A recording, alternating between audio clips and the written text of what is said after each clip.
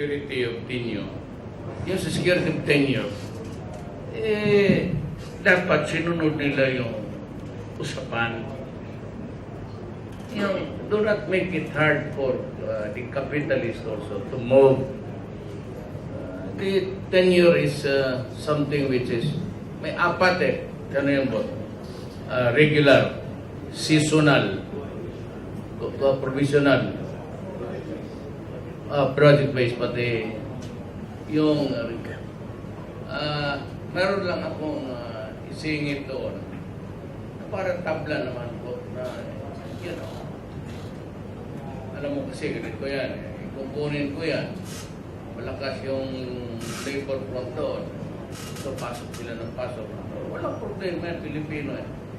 But the fact is, kung itong tao na ito is indolent, tamad, hindi marunong, at saka mayroon talagang walang IQ, then you are now saddled with one or two employees. Kung tanggalin mo, you will go to the arbiter, as NLRT. Then they will be,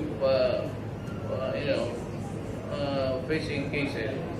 Instead of helping his fellow men, siya na problema. And this has happened many times. We have to, yun lang ang ano ko doon.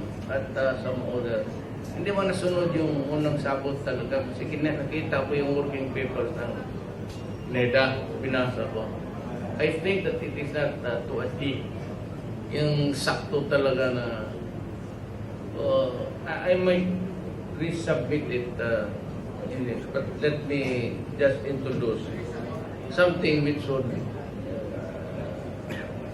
level of the pipilitin mo na pangit naman kasi trabaho, may tamad, may gano'n absinero.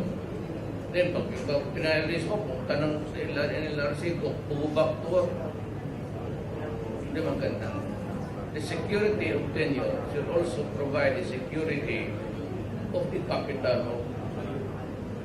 It should not be na kasi mahirap sila, bigyan sila ng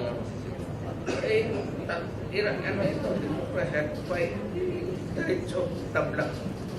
Tabla talaga ang the pressure group there inside working, the unions and yung may-ari can have the own pressure to manage and negotiate.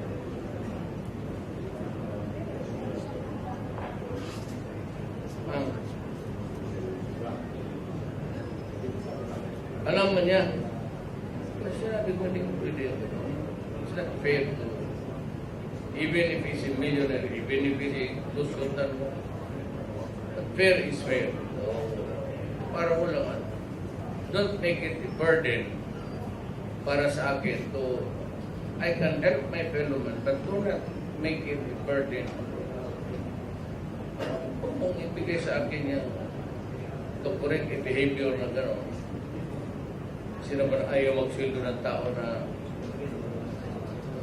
one who is productive, one who is very punctual, hardworking. Ano lang natin today? So dito naman sa may kunting ano lang ako